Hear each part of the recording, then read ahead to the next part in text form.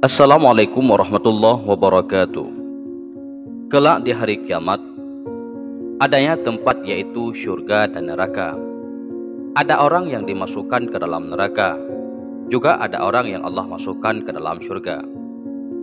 Namun orang yang dimasukkan oleh Allah Subhanahu wa Ta'ala ke dalam syurga akan berjumpa dengan yang namanya bidadari. Dan pada video kali ini kita akan membahas tentang mensifati bidadari. Tersebut dalam sebuah hadis dari Nabi Shallallahu Alaihi Wasallam bahwasanya Rasulullah bersabda, Allah Subhanahu Wa Taala menciptakan wujud bidadari dari 4 warna. Yang pertama putih, kedua hijau, ketiga kuning, dan yang keempat merah. Allah menciptakan tubuhnya dari za'faran, miski, anbar, dan kafur. Rambutnya dari sutera yang mulia, mulai dari jari-jari kakinya sampai ke lututnya dari za'faran yang memberi harum-haruman yang sangat wangi. Mulai dari kedua lututnya sampai ke dadanya dari miski, dan mulai dari dadanya sampai ke lehernya dari anbar. Mulai dari lehernya sampai ke kepalanya dari kafur. Kalau seandainya ia meludahi dengan sekali ludahan di dunia ini, maka menjadi semua air di dunia ini itu miski.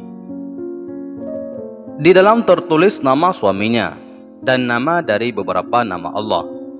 Pada setiap tangan dari kedua tangannya terdapat 10 gelang dari emas. Pada jari-jarinya terdapat 10 cincin, dan pada kedua kakinya terdapat 10 binggil gelang kaki dari jauhar dan mutiara. Diriwayatkan dari Ibnu Abbas radhiyallahu an, sesungguhnya Nabi Shallallahu Alaihi Wasallam bersabda, sesungguhnya di dalam surga itu terdapat bidadari-bidadari. Dikatakan kepadanya nama Aina.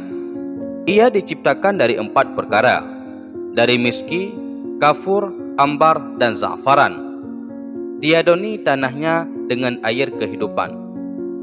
Seluruh bidadari itu merindukan suaminya. Jikalau ia meludah di laut dengan sekali ludahan, maka pasti air laut itu akan menjadi tawar dengan sebab dari air liurnya. Kemudian tertulis pada leher sebelah bawah, yaitu barang siapa yang suka agar dirinya seperti aku, maka hendaklah beramallah dengan bertaat kepada Tuhannya. Dan tersebut di dalam hadis dari Ibnu Mas'ud radhiyallahu an, sesungguhnya Rasulullah Shallallahu Alaihi Wasallam bersabda, Allah Subhanahu Wa Taala menciptakan surga Ad. Allah Subhanahu Wa Taala memanggil pada Jibril seraya berfirman kepada Jibril, berangkatlah kamu ke surga dan lihatlah apa yang pernah aku ciptakan untuk hambaku dan para kekasihku. Lalu Jibril pergi dan mengelilingi surga itu. Maka datanglah seorang jariyah dari bidadari menghampirinya. Ia termasuk dari penghuni istana-istana surga. Bidadari tersebut tersenyum pada Jibril, maka menjadi bercahaya surga Ad akibat dari sinar giginya. Lalu Jibril bersujud. Ia menyangka sesungguhnya cahaya itu berasal dari nur Allah Subhanahu wa Ta'ala.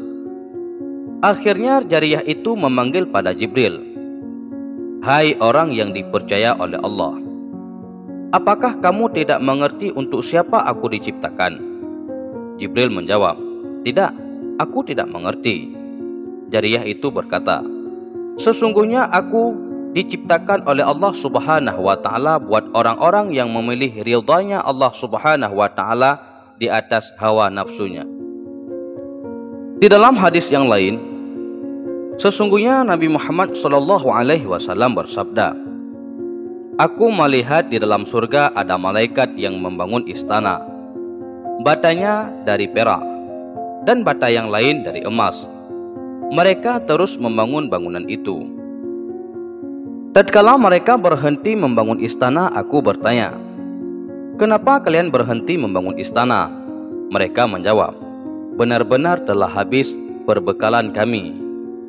Aku bertanya lagi, kata Rasulullah, apa perbekalanmu semua? Mereka menjawab, berzikir pada Allah Subhanahu wa Ta'ala. Karena sesungguhnya yang mempunyai istana ini adalah orang-orang yang berzikir kepada Allah. Tatkala orang itu berhenti zikir kepada Allah, maka kami akan berhenti dari membangun istana. Dan itulah kisah bidadari yang ada di dalam surga. Semoga bermanfaat bagi kita semua, juga mendapatkan ridha Allah Subhanahu wa Ta'ala sehingga masuk surga dan bertemu dengan bidadari-bidadari yang ada di surga. Amin, amin ya rabbal alamin. Wassalamualaikum warahmatullahi wabarakatuh.